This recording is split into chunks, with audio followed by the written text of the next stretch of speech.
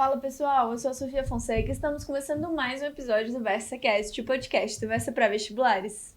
Hoje conversaremos sobre atualidades, mais uma vez com o professor Tiga, o mestre da Geografia. Bem-vindo, Tiga. Muito obrigado, é um prazer estar aqui contigo.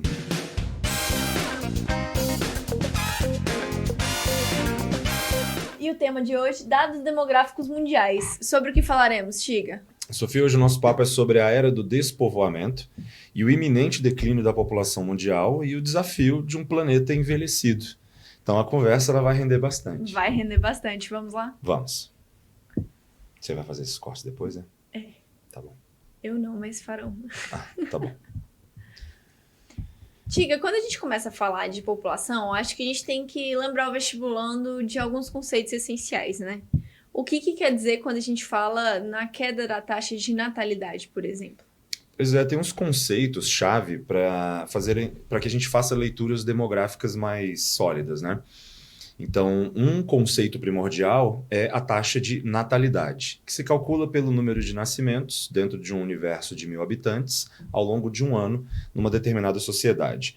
Mas eu prefiro, para a nossa conversa de hoje ficar mais clara, mais palpável, que a gente brinque com a taxa de fecundidade, que é o número médio de filhos por mulher em idade reprodutiva. É o que a gente costuma saber mais, né? Ter mais contato. Sim, e aí você já entra na leitura do comportamento de uma sociedade em torno da quantidade de filhos que estão acontecendo naquele momento.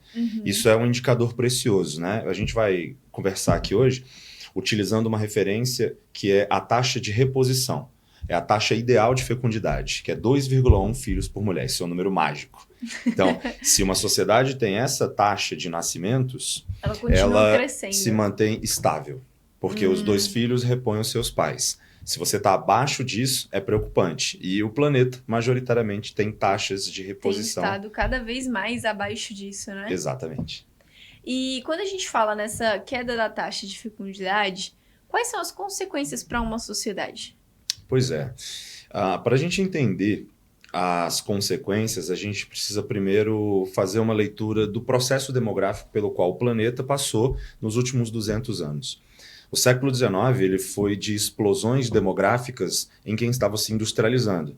Então, a América do Norte, a Europa Ocidental, o Japão. Isso é uma análise interessante, né? Então, a explosão demográfica, a alta taxa de fecundidade caminhou junto com o desenvolvimento econômico relacionado à industrialização. Diretamente, porque você derruba as taxas de mortalidade.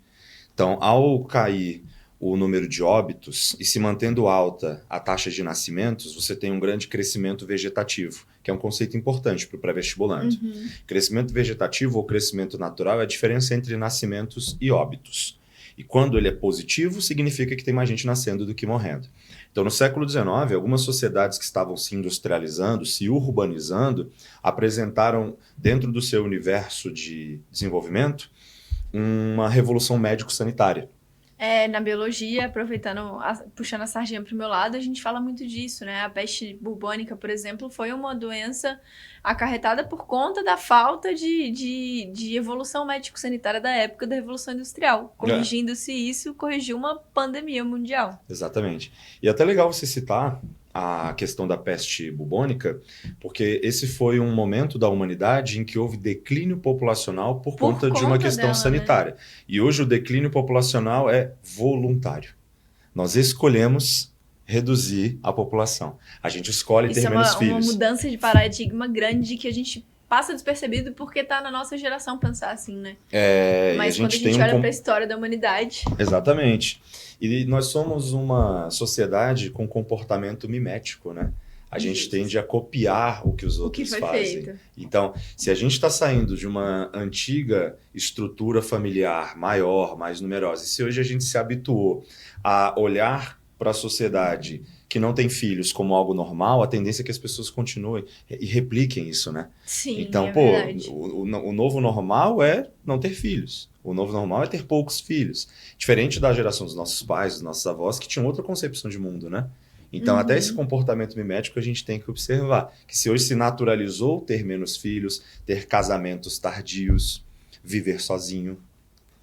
São naturalizações das gerações recentes, não só da nossa, como de antes da gente e depois da gente, o que virá, né? E esses novos padrões de vida, esses novos padrões de comportamento, eles viajam muito rápido pelo planeta.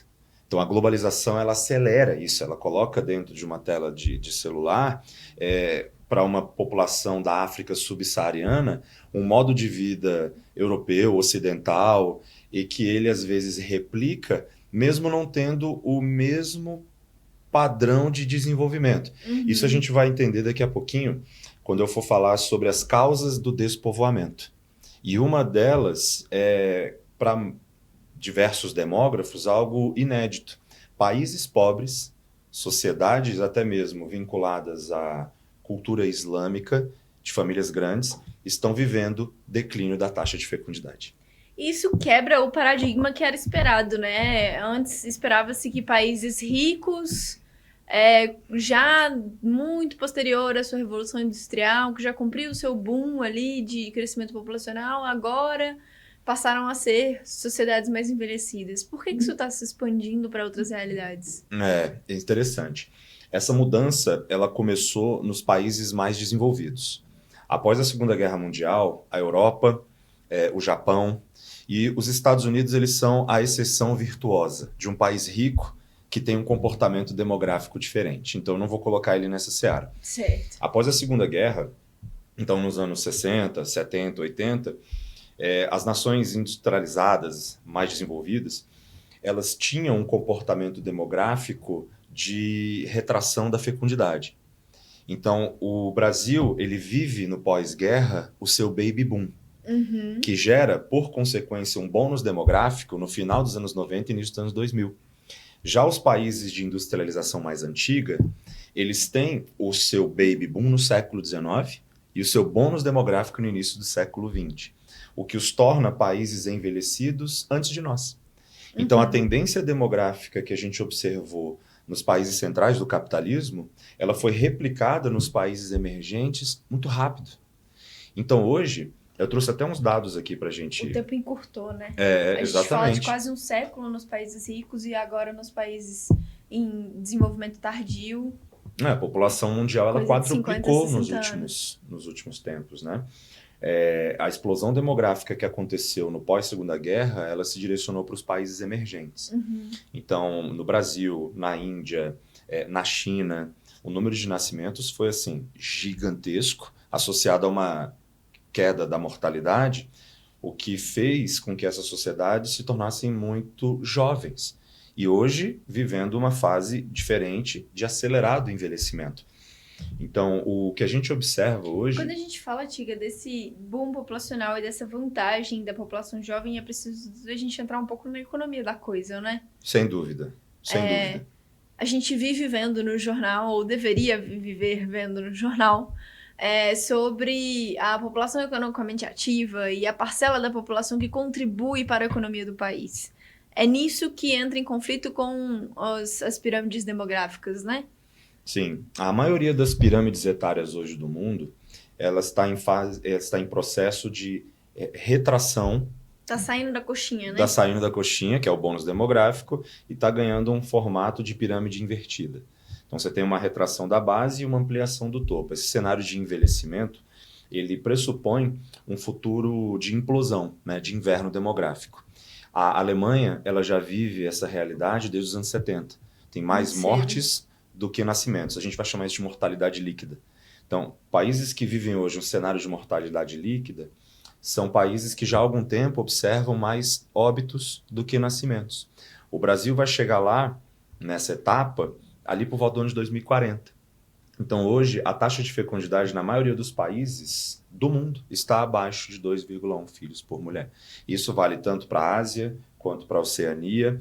E o único recorte do planeta que tem uma realidade demográfica distinta é a África Negra, a África subsaariana.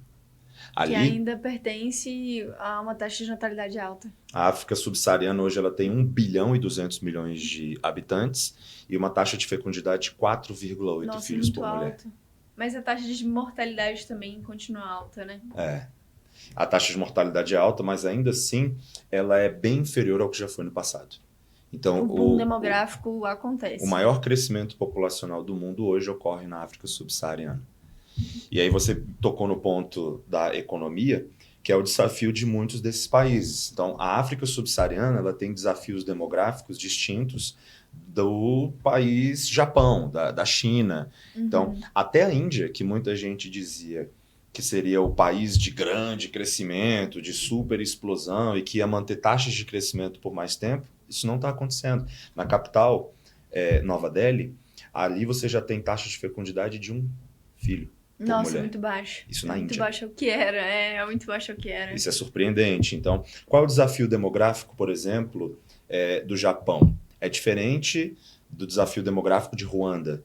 É diferente do desafio alemão. Cada país enfrenta o seu cenário interno de dificuldade. O Brasil, por exemplo, vai entrar numa rota de envelhecimento e dificuldades econômicas quando a gente tiver um exponencial crescimento dos idosos e uma não reposição de jovens virando adultos. Isso já é claro. Então, o Brasil... Isso vai vir. Tá isso vai certo vir. que, né? E o desafio econômico é como sustentar um sistema previdenciário. Se você tem mais consumidores e menos geradores de riqueza, a poupança diminui.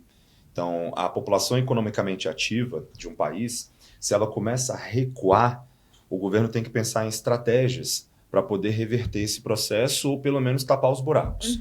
Então, dentro desse cenário de eu preciso de mais trabalhadores, mais forças de trabalho, minha população economicamente ativa está em retração, pode-se recorrer a imigrante. Pois é, isso é uma coisa que me deixa muito curiosa, porque quando a gente olha para países que estão com uma taxa de natalidade muito baixa, com um envelhecimento muito acentuado da população, a gente vê conflitos com imigrantes, né? Por exemplo, a Alemanha. Os choques culturais eles vão acontecer em sociedades que têm a dependência do imigrante, mas um traço cultural mais resistente, mais fechado. A resistência é mais cultural e a tentativa governamental é a alternativa para o envelhecimento da população. Né? A Alemanha ela recorre muito aos imigrantes como reposição da força de trabalho imediata. Então, eu tenho um processo de envelhecimento, eu preciso repor a minha população economicamente ativa agora. Então, o imigrante ele me atende. Mas, ao mesmo tempo, o governo alemão, numa política de incentivo à natalidade, né, pagando para os alemães terem filhos. Então, existem países financiando a natalidade. Esse é o desafio de alguns países europeus. E os direitos em torno de você ter filhos, por exemplo, licença paternidade, licença maternidade por mais de ano. Exato. Remuneração. Que já todos esses quesitos entram como um estímulo para diminuir o envelhecimento da população, né? Exato. E para você incentivar uma reposição. Então, eu preciso subir a minha taxa de fecundidade, eu vou incentivar os meus cidadãos a terem filhos. Mas espera aí, esse é um projeto de médio e longo prazo. Então, e o projeto de agora? De agora eu preciso dos imigrantes como força de trabalho. Isso é uma realidade que na Europa é muito, muito clara. Agora, o Japão, por exemplo, ele já não é um país aberto à imigração. Tem uma população extremamente envelhecida.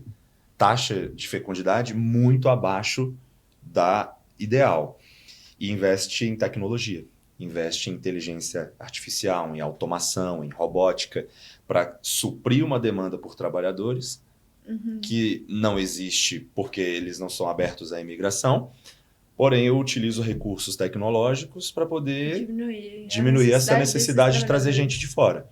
E se eu trago, que sejam descendentes de japoneses. São estratégias bem distintas. Porque eu não quero uma hibridização cultural. Por outro lado, você tem a Singapura, com a população extremamente envelhecida e onde o governo está financiando a reciclagem dos idosos, ensinando, por exemplo, um cara que era formado em contabilidade a programar software. Então, ou seja, criando novos papéis, atribuindo novas funções, dando nova funcionalidade para essa população que, teoricamente, estaria aposentada e fora do mercado de trabalho. A China já tem outro desafio, que é uma política do filho único que acelerou o envelhecimento. A história da China com natalidade e mortalidade é muito marcada pela política do filho único e pela tentativa de conserto dela. Né? Exato. E eu dou uma dica de documentário para quem está assistindo esse podcast, One Child Nation. Uau! É um documentário... O nome já chama muita atenção e já dá vontade de ver. É impressionante. É impressionante. Eu não vou fazer spoilers, mas fica aí a referência. E mostra o desafio da sociedade chinesa, que mesmo não tendo a política do filho único em vigor, ela foi flexibilizada, as taxas de fecundidade se mantêm muito baixas. E hoje, pesquisadores chineses já sugerem que sejam cobrados impostos mais altos de casais na China que não tenham filhos ou tenham apenas um filho. Como tentativa de converter, né, a política que traz muitas consequências negativas. Exatamente. E a Índia, hoje, ela vive um saldo do baby boom, que é um gigante bônus demográfico. E que em breve vai dar para o governo indiano o gigante desafio: 1 bilhão de adultos. O que fazer? O que fazer? Como qualificar tanta gente? Como empregar tanta gente? A China fez isso abrindo sua economia e trazendo investimentos. Mas hoje a China é um país envelhecido. E a Índia é o novo horizonte de investimentos, para onde o mundo está olhando. Tipo, cara, 1 bilhão de adultos. Mas você tem que se preparar, porque essa galera vai envelhecer. E rápido. E a sua reposição já não é tão intensa quanto foi no passado. Então, cada país enfrenta a sua realidade demográfica com leituras distintas dentro do seu universo cultural, dentro da sua estrutura política. Mas, via de regra, o planeta está em processo de despovoamento. E em breve a população mundial vai atingir o pico, segundo o Programa das Nações Unidas para o Desenvolvimento, o PNUD. Até 2080 a gente bate o teto de 10 bilhões de seres humanos no planeta. Hoje somos 8. Até 2060 a gente bate o teto de crescimento no planeta. No planeta, mas já estamos... A estimativa é que em 2080 a gente pare de crescer. Isso, e aí começa o declínio, a era do despovoamento, que vai trazer enormes desafios, não só para o campo econômico, mas também para o mundo geopolítico. Porque países em despovoamento... Não tem como falar de economia sem falar de geopolítica, né? Exatamente. Países com declínio populacional são países menos poderosos, são países que às vezes perdem influência. Precisam fazer concessões muito grandes em prol de um reequilíbrio econômico, né? Reorientar suas economias, repensar o mundo do trabalho, é bastante coisa. É bastante coisa, né, Chiga? Exatamente. No contexto do vestibular, então, nem se fala o tanto de coisa que pode cair em relação a isso. Sem dúvida. Você pode ter o eixo da análise das mudanças no mercado de trabalho. Você pode ter o eixo de análise do porquê o mundo está tendo menos filhos. Falar sobre a redefinição do papel da mulher. São grandes análises sociológicas, né? Sim, sim. Eu estava lendo um estudo antes da gente começar a gravação que aborda justamente um dos fatores centrais que geram um declínio da fecundidade, que é a vontade da mulher de ter filhos. Justo. Isso é impactante. Recentemente eu vi um documentário na Globo News pautado em torno desse tema, que era sobre ser mãe no dia de hoje, sobre como estatísticas mostram que o mundo desestimula, o mundo brasileiro, no caso o recorte brasileiro, desestimula as mulheres a serem mães com punições no ambiente de trabalho, cada vez mais. Também. A taxa de demissão de mulheres que acabaram de ter filhos é altíssima. Isso, e aí o filho ele passa a ser visto não mais como um sinônimo de celebração, de conquista, de glória. Vira um peso. É um peso profissional, é um peso econômico. Exatamente. É um orçamento que é prolongado, precisa ser adaptado, vai ter que ser adaptado. E então... daí a gente tira tanta coisa, né, Tia? Tem tanto repertório sociocultural, puxar para redação, puxar para sociologia, puxar para economia, geopolítica, geografia humana, é tanta coisa. Sem dúvida. E até num ponto que a gente tem que pensar, que é a saúde dos idosos. E não só a saúde física, mas a saúde mental. Então, a medicina preventiva, a saúde mental no sentido de, tem uma sociedade idosa. Esses idosos, eles não podem ficar ociosos, né? Você tem quadros de depressão, né? Você tem problemas psicológicos agravados. Então, tem todo um cenário a ser repensado. O planeta vai ter que se readaptar e o Brasil não é diferente. A gente está caminhando rápido para esse declínio populacional, porque no Brasil a taxa de fecundidade hoje é de 1,6 filhos por mulher. É bem abaixo de 2,1. Exatamente, o número mágico. O número mágico. Pessoal, então chegamos ao fim de mais um bate-papo de atualidades com o professor Tiga. Muito obrigada pela participação, Tiga. Por nada, a ideia dessa conversa é só jogar algumas ideias no ar para que a gente reflita e pense num cenário não tão distante, onde tanto o Brasil quanto o mundo vão ter que lidar com sociedades no nosso cotidiano esse efeito, né? Envelhecidas e um planeta em iminente despovoamento. E a gente cumpre um papel muito importante de facilitar o acesso de vocês a referências que talvez vocês não tivessem com tanta facilidade. Esse exemplo da Singapura, o exemplo do Japão, o exemplo da Alemanha, são repertórios socioculturais que são muito importantes no vestibular e que te agregam muito valor nos seus estudos. Exatamente. E posso dar uma pitadinha de geopolítica? Com certeza. Quando o Trump começa a sua política de deportação de imigrantes, ele quebra a base da virtude norte-americana em termos de crescimento populacional, que é a forte atração à imigração. Porque se a sociedade norte-americana hoje tem um nível de desenvolvimento econômico muito alto, é um país extremamente atrativo e que agora coloca os imigrantes para correr, essa saúde demográfica, esse fôlego demográfico que os Estados Unidos têm com o Trump, ele começa a sufocar. A ser enxugado. Exatamente. Que é justamente o que o diferencia dos demais países. Fica aí mais uma pincelada para o nosso próximo tema, talvez? Foi o que a prova da UERJ cobrou nesse último final de semana, é a doutrina Monroe. Olha, nossa, é mesmo, lembrei aqui dos meus tempos de escola. Exatamente. Onde é que a doutrina Monroe, América para os americanos, se encontra se fundiu com a visão de mundo do Trump, de isolacionismo e de America First. Make America Great Again. Galera, olha aí o VersaCast aparecendo no seu vestibular. Tiga, obrigada por mais uma participação no nosso episódio. Foi breve, mas foi muito produtivo. Sempre. Estudante, Obrigado. Até o próximo episódio. Até mais. Até.